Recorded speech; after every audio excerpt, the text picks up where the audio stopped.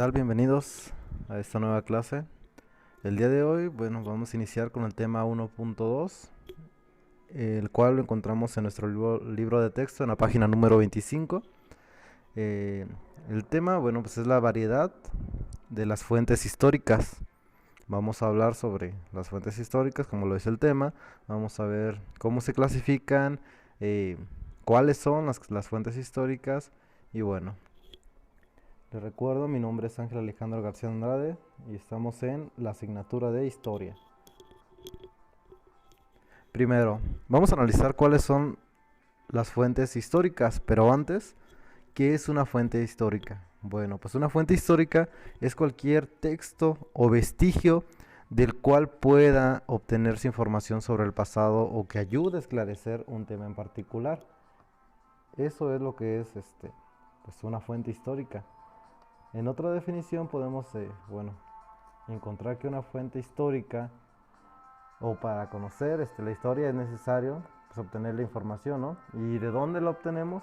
Pues de las fuentes históricas.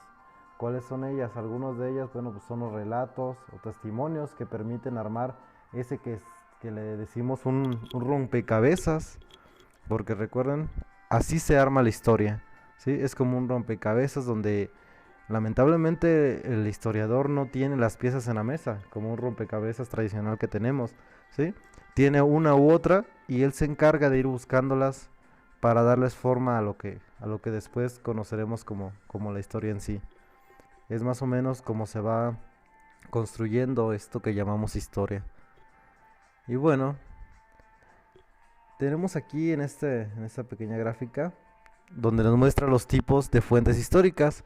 Nos dice que hay fuentes primarias y fuentes secundarias, ¿sí? Las fuentes históricas normalmente las vamos a encontrar divididas, o las vamos a poder encontrar en dos diferentes divisiones. Uno es el que estamos viendo ahorita, que es por su origen y después por su soporte. Ahorita vamos a analizar por su origen, que pues aquí nos maneja como fuentes primarias y fuentes secundarias. Las fuentes primarias son en un momento las no escritas, ¿sí?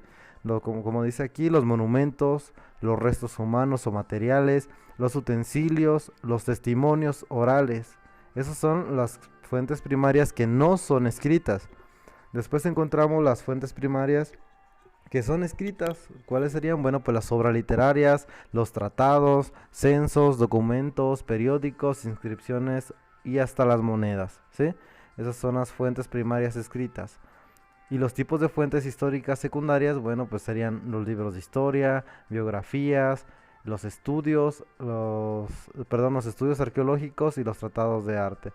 Ahorita vamos a ver por qué una es primaria y otra es secundaria. O bueno, de una vez vamos a adelantarnos poquito. Las primarias se podría decir porque vienen directamente del hecho, ¿ok? Son o fueron rescatadas de una fuente cercana o del mismo hecho del que se está estudiando. Digamos, no sé, de la independencia de México. Una fuente primaria en esta clasificación vemos que podría ser una obra literaria, ¿sí? Un cuento, incluso, digamos así, un diario de alguna persona que vivió en ese momento, que narró los hechos como él los estaba viviendo. Esa podríamos tomarlo como una fuente primaria. ¿Y cuál sería la fuente secundaria? Bueno, aquel historiador que creó el libro de texto a partir de ese diario que encontró de la persona que vivió durante la revolución, y también que tomó en cuenta otros testimonios, ya sean orales, escritos o de cualquier otro tipo, para construir una historia más completa a partir de todos esos, de ese conjunto de fuentes que estuvo investigando. Entonces, esas serían las primarias y secundarias, y cómo, una complementa a la otra, digámoslo de esta manera. Después tenemos esta otra clasificación, ¿sí? Está la clasificación, están escritas, iconográficas, las materiales, y encontramos como otras. Las escritas, pues puede ser documentos legales, las cartas, los tratados, crónicas, actas, registros, descripciones, entre otros. Y las iconográficas, pues pinturas, dibujos, grabados, grafitis, algunas representaciones aplicadas a objetos, etcétera, entre otras. Las materiales, bueno, pues son los edificios, los caminos, los vestidos, o sea, la vestimenta que usaban en ese entonces, las armas que se encuentran, los monumentos, los instrumentos de trabajo, etcétera. Vemos aquí que un monumento, bueno, pues nos maneja el Coliseo Romano, ¿sí? Y en la fuente iconográfica, pues nos hace referencia, bueno, no solo a las pinturas, sino también a aquellos videos que nos dejan o nos permiten ver a nuestro pasado. Obviamente no sé, en 1500 no existían ese tipo de artefactos que nos permitían, bueno, pero entonces, ¿qué encontramos de ese entonces? Bueno, las pinturas, ya sea en retratos o en vasijas, en esculturas, esas eran otros tipos de, pues digámoslo así, de fuente iconográfica, pero siguen siendo fuentes iconográficas, ¿sí? Y ahorita, bueno, pues con la modernidad puedes grabar un video, tomar una foto, y eso sigue formando parte de esta clasificación. Y en donde dice otros, bueno, pues encontramos lo que son las fuentes orales, los mapas, la toponimia, perdón, entre otros. Esas serían las fuentes históricas por soporte, ¿sale? Y bueno, cuando un historiador va a realizar o está analizando alguna fuente, tiene que realizar una crítica de las fuentes en sí. O sea, tiene que ver primero que la fuente determinar que la fuente sea auténtica, la que está analizando. Y después, bueno, determinar las características de dicha fuente. Por eso, aquí tenemos en esa clasificación la crítica externa, o sea, existe una crítica externa. ¿Cuál es la crítica externa? La que les comentaba en un primer momento. Es donde se determina la procedencia y autenticidad de la fuente. Digamos, la fuente es un cuento que se narró al momento o que se creó al momento de que sucedió el hecho. ¿Sí? Ok, ya tenemos el cuento, pero el historiador debe de hacer esa crítica y de darle una autenticidad. Si el cuento es real o qué tanto de ese cuento lo es y qué no, qué tanto es ficticio, qué tanto la persona que lo hizo o que lo narró se inventó, porque puede ser. Entonces, después ya que tenemos este, este paso esclarecido, podemos también realizar lo que es la crítica interna. ¿Para qué nos sirve la crítica interna? Bueno, pues determinar las características propias de la fuente. ¿Qué características tiene ese cuento? ¿Qué nos está queriendo decir? Si es un cuento totalmente real, ficticio, está narrado de una forma lógica, coherente, tiene que determinar todos esos aspectos de la fuente, ¿sí? Y bueno, las fuentes, como vimos, pues están clasificadas de diferentes maneras. No solo son aquellos textos, las vasijas, incluso, como decía, puede ser una imagen, hasta una canción. Y bueno, tenemos que los historiadores utilizan un método que se llama método histórico, que tiene distintos pasos a seguir para lograr concretar lo que es un hecho histórico, ¿sí? Este método, bueno, primero que nada consiste en seleccionar el tema. Seleccionamos qué es lo que queremos estudiar, qué es lo que queremos investigar, qué es lo que queremos esclarecer en un dado momento, ¿sí? Y bueno, ya que tenemos el tema seleccionado, vamos a realizar una observación primaria. Después a esto, realizamos el planteamiento de las preguntas. Después tenemos la revisión del estado de la cuestión. Ahorita les voy a explicar de una forma más detenida estos pasos, pero bueno, primero vamos a conocerles cuáles son y luego los explicamos de uno por uno. Tenemos también la formulación de una hipótesis de trabajo y después la heurística, que aquí se me movió, debería de haber estado en la parte de abajo, pero igual ahorita lo explicamos. La heurística. Y después el criticismo, que es lo que les comentaba en la parte anterior, se debe de realizar esa crítica de los hechos históricos.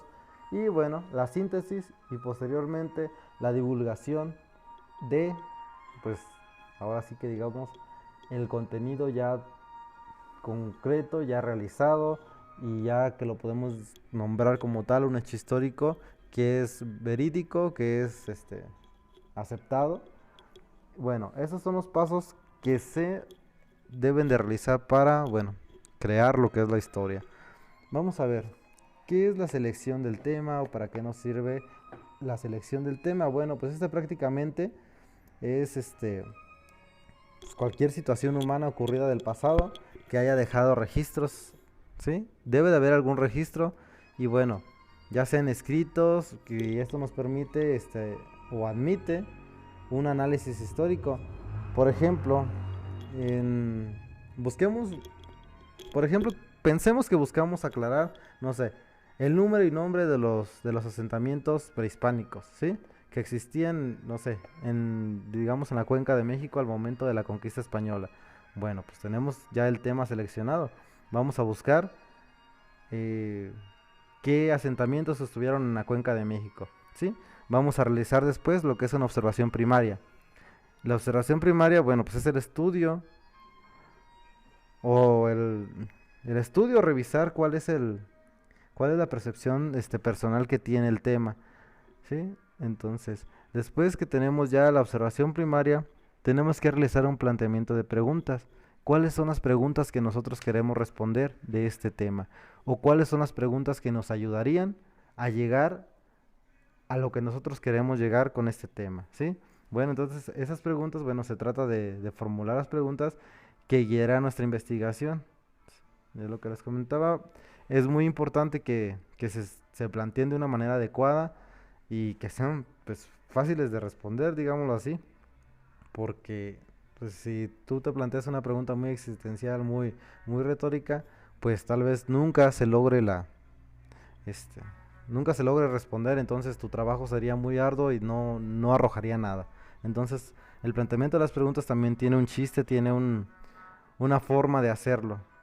Y después tenemos la revisión del estado de la cuestión.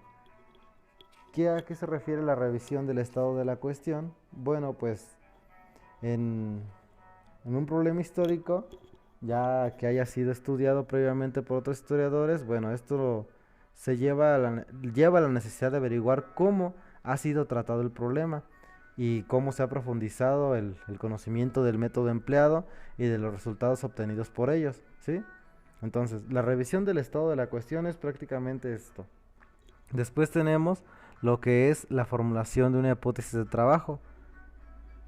Esto se refiere, bueno, pues a que ya después del paso anterior de que se haya revisado el estado de la cuestión y todo lo demás, se plantea una posible explicación, una posible historia ya de lo que queremos o que estamos planteando conocer. Y bueno, es, como les digo, es una posible explicación o respuesta al problema elegido, pero no es totalmente ya lo concreto. Es una hipótesis, es un planteamiento, digamos así, una suposición de lo que yo creo que pasó con lo que ya he investigado. Y bueno, la investigación pues se lleva a confirmar o a desechar la suposición. Ya cuando investigas más, tú ves si esa hipótesis que tenías es válida o de plano no, o qué tanto de lo que tú supusiste al inicio es verdadero y qué tanto de lo que no, pues no. ¿Sí? Entonces, ahora sí, pasamos a lo que es la heurística. Esa palabra, bueno, tiene un origen griego y que significa hallar. Entonces se trata pues de encontrar la mayor cantidad de fuentes útiles, esa es la heurística, la mayor cantidad de fuentes útiles para el análisis de acuerdo con el alcance establecido. ¿Sí? Entonces, aquí es donde tú vas a buscar, hallar, como lo dice la misma definición de esta palabra, todas aquellas fuentes que a ti te sean útiles para esclarecer tu tema, ¿sí? Para esclarecer lo que estás investigando. Y aquí también, bueno, pues vas a reforzar el hecho de si tu hipótesis es correcta o no, ¿sí? Y después viene el criticismo.